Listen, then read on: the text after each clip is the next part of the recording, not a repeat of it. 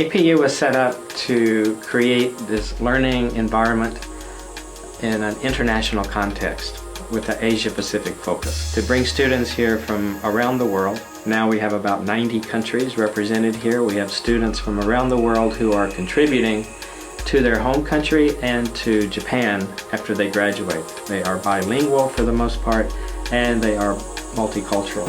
I came to APU because I was very attracted to the multicultural and diverse environment that's provided on campus here.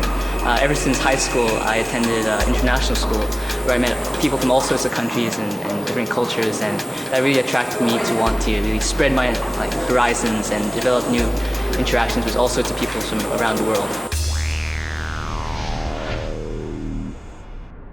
The main benefits that students get from our courses are the ability to think critically about the world, but also a detailed knowledge of the Asia Pacific region and what's going on in it at the minute.